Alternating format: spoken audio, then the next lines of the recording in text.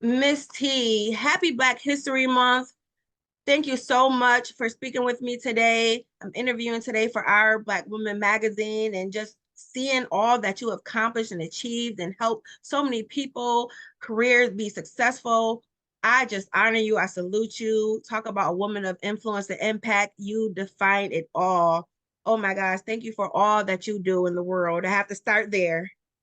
Thank you. You're very welcome.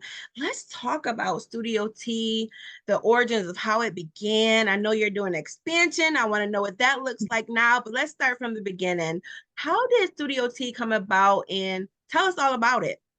I am from West Oakland in Richmond, California, and where I'm from, dance is a big deal for us. It was, always a way for us to stay out of, traumatic experiences, kept us out of gangs and stuff like that, kept us Mhm. connected as a community. And it's just something that I've always done growing up. I didn't know that people got paid to teach dance or anything like that. So I always just did it just because that's what we do.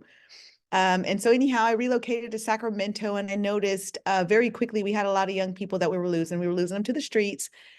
And so I just started doing free classes, hip hop classes, particularly because that's what I knew, hip hop dance. And I would do them anywhere, that I could. So community centers, the urban housing authorities, churches, after schools in, challenging communities.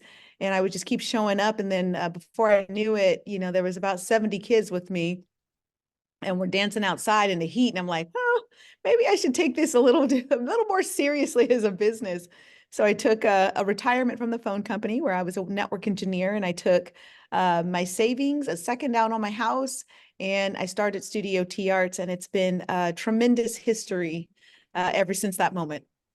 And the rest is history, as they say.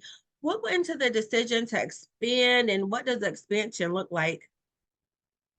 Well, you can only serve so many kids when based on space, based on accessibility. And so I've always been, I'm not a hider. When you find something that works, you be generous and you share it. So I figured out, some time ago that there's a solution that in what we're doing by way of not just giving kids a creative expression, but also giving them the ability to practice things like monetization of their creative talents. And so combining entrepreneurship with wraparound services with, kids exploring their creativity, I just knew that I'd come up with a recipe that was working, and that was based on outcomes that we were getting with our kids. So expansion was never something that we questioned. It was always something that we've been striving for. And the facility, we just purchased a 36,000 square foot facility. Oh my gosh, So essentially I congratulations. own thank you. I own an entire city block, and I'm very excited about that. And the goal is to give our young people a place that can never be taken away from them. So the way that we were able to structure things, I worked very hard with some, people that are just, legends in the game, just to make sure that whatever is being built, by way of legacy, it's something that will always belong to the community, particularly the young people of the community. So when you say things like expansion, we have this facility that not only offers them a home to be able to create from, but their children's children will be able to access it. And it couples as a training academy for other people like us across the country who just need access to the recipe that they can take back home and build out in their communities.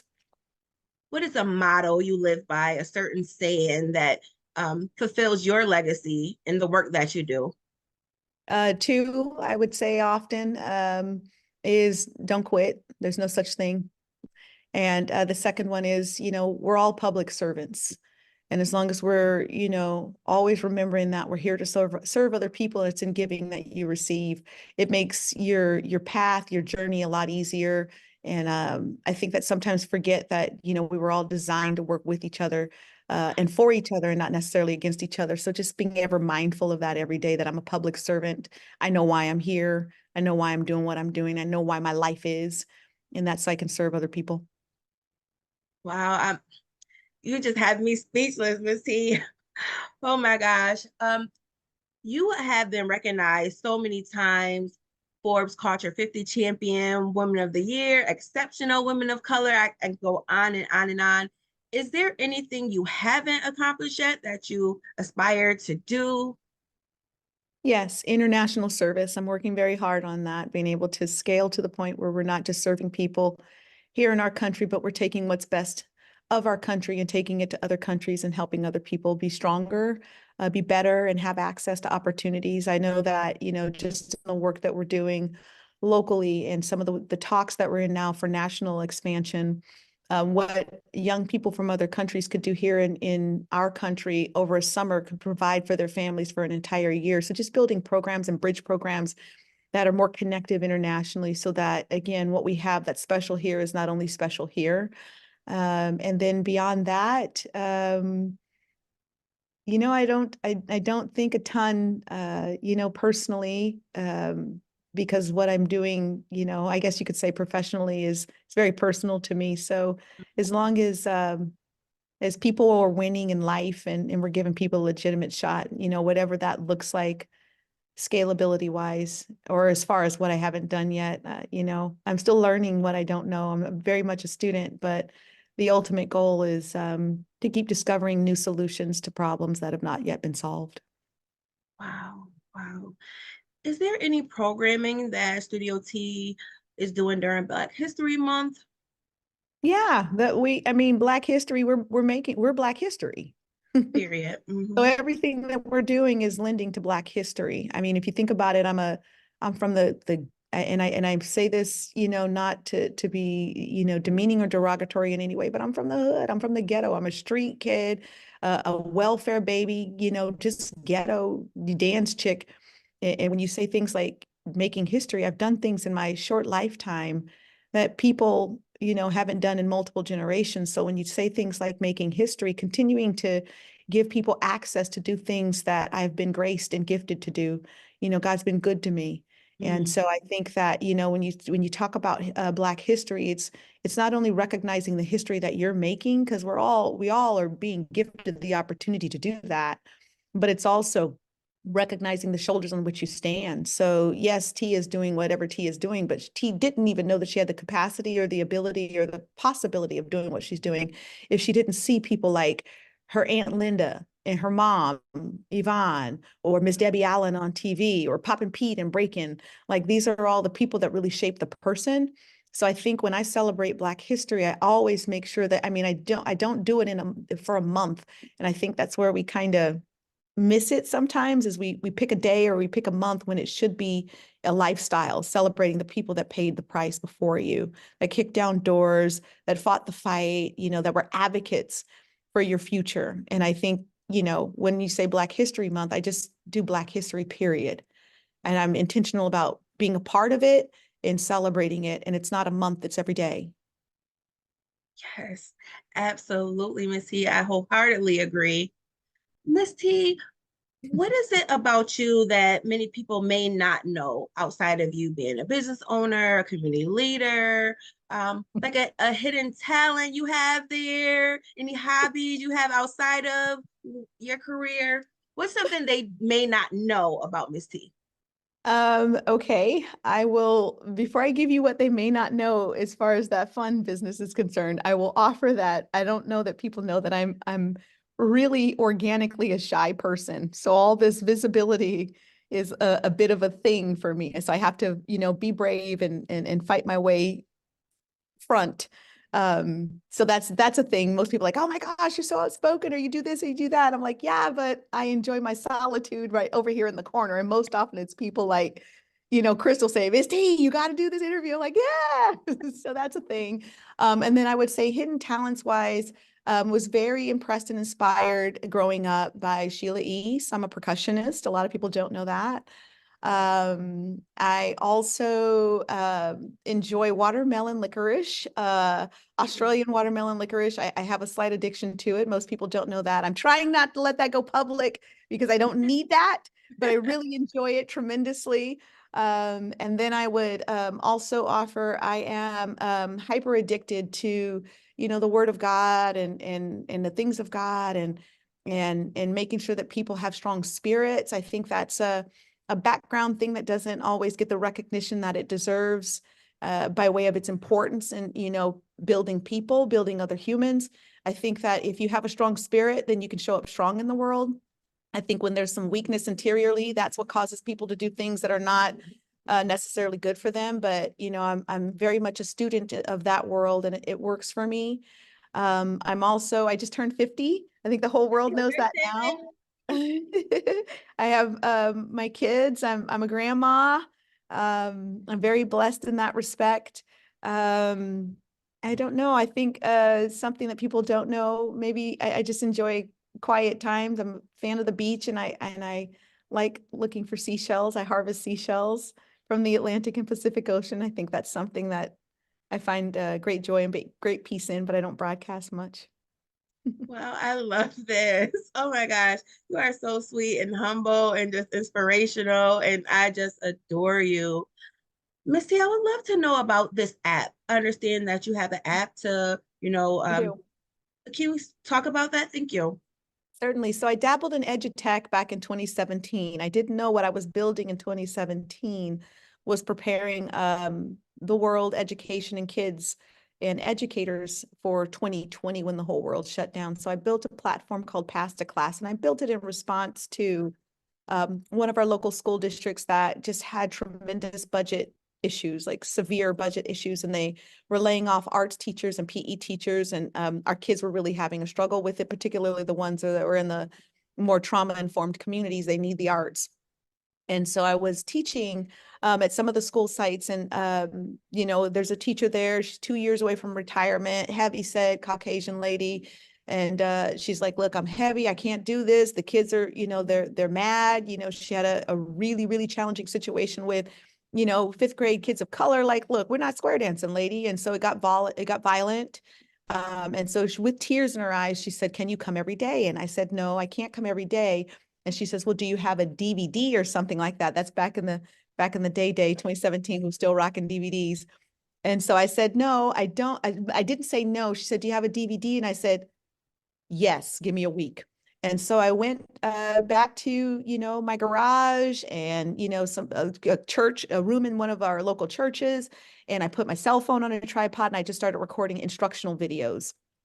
And so I started banking them in a platform called Pass to Class. And the ultimate goal was to not just teach dance, but give them some social emotional learning, give them some stuff where they could start talking about things that make them angry, where they could know that it's okay to be angry, and here's some tactic to handle that, where they could learn how to do some community and strength building with community tactic, and then family management stuff. So I started banking all of this stuff in 2017, and really, truly, it was only gifted to teachers. I never marketed it or advertised it or anything like that.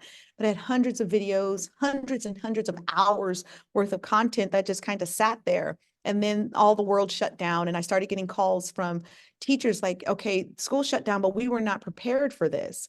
We need something to keep the kids engaged until we can figure things out, or at least something that will be a bridge or connective tool for our young people back to the schools." And so they started asking, "Can we use Pass to Class?" And so I said, "Sure."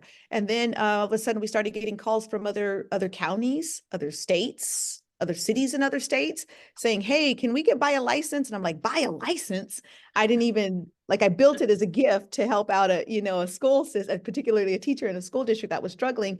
And it became a licensed tool that exploded us across the country during COVID. We went from serving, you know, 7,000 youth and their families locally to 192,000. It's actually over that now nationwide just in 1 year. And so again, I didn't know what I was building then was the tool that especially the educational realm would need for, you know, when the whole world went through, you know, something that marks our history in a very special and challenging way. Is there any way people can get involved to volunteer with Studio T? Are you looking for interns or anything like that? Oh How yeah, can we're others get always. involved? Yeah, certainly, always. So there's three ways. Number one is, you know, we're advocates, and we ask people if this is, you know, something that you find interesting or helpful or valuable, be an advocate with us. Let people know that this is here, it exists, and it's here for, you know, the people. So just talking about what we do, sharing what we do, sharing our platforms and what we do. The second thing is we're always looking for financial support. We do anything from classes to, you know, we get shoes and school supplies and meals and stuff like that. It really truly is a holistic social service program in conjunction with creative talent development, in conjunction with entrepreneurship. And then anybody that's looking to be a part by way of not just giving, not just advocating and not just giving funds, but also being present. I find that most often makes the presence often makes all the difference in the world, especially with our young people. So if they're doing something in industry and they want to come in and be hands-on with our families and our communities, we invite that tremendously. And then being a part of the stuff that we're doing communally, we're always doing events anywhere from, I founded a dance day for the state of California. So California has a whole dance day. Being a part of that, being sponsors of that, showing up and dancing in the streets with the kids is just such a big celebratory deal for them. And it's a hope building thing for them. So again, just being involved, I find is, yes, this is T's thing that she, dreamt up, but really this is, I can do what I can do, but we can do so much more than what I can do. So I'm always looking for the right people to just present themselves. And if you got a gift and a talent, plug it in somewhere and let's see how big we can go together. Wow. Missy, you have mentored over 800,000 youth in That's a lot, underserved isn't it? communities. Holy Oh cats. my gosh, what a woman. What a woman. What keeps you motivated? I know why I'm here. Like that's never a question.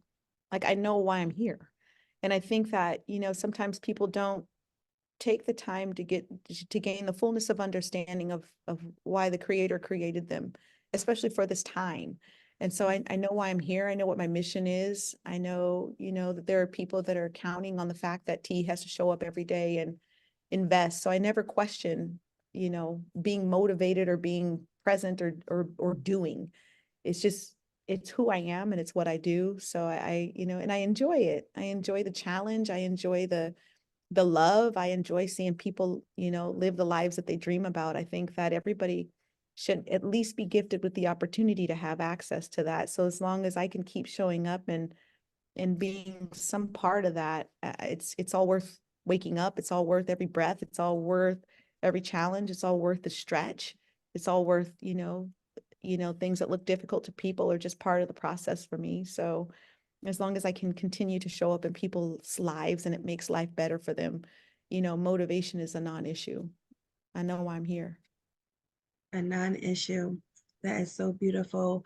I once heard you in a public speaking engagement say that a lot of leaders can make money, but not a lot of leaders make an impact. Hmm. What advice would you have for aspiring leaders to make an impact? Remember why you're in leadership.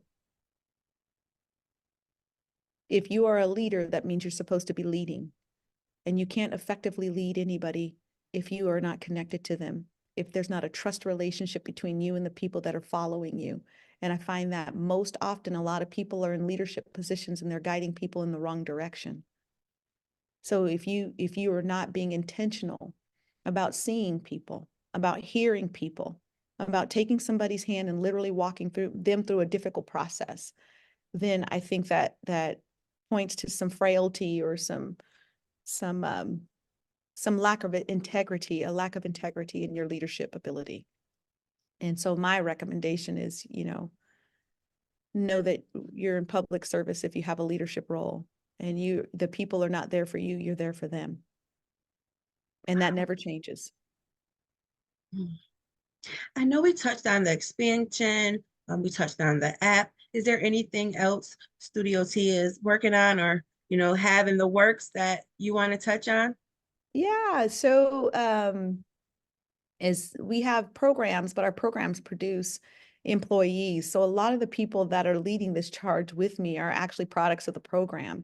And I think that's important to note.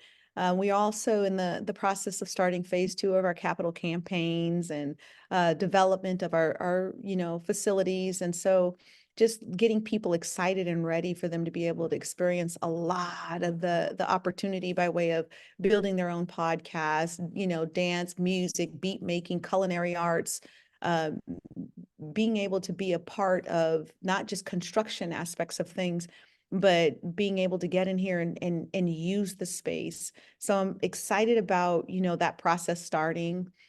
I'm also excited about, the young people that we're activating. We happen to be in one of the most challenged communities in our capital here in California. And there's some real initiatives to service people in a way that have not been adequately serviced in the past. And, you know, they're not just technologically starved, they're just resource starved and systemically opportunity starved. There's like businesses are not coming here to open up. Grocery stores are not coming here to open up.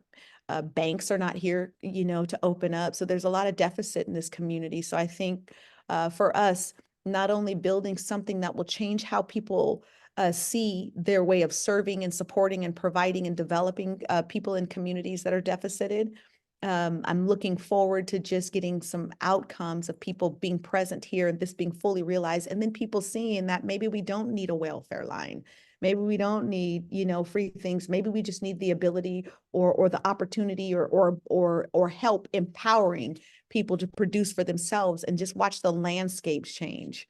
And so I think that's what I'm looking for. That's what's coming down the pipe, is the outcomes of what I believe is to come as a result of something like this presenting itself in a community where people are just not used to having adequate support.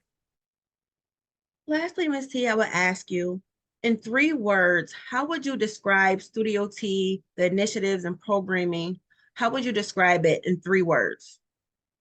Let me see. That's a great question. Here for you.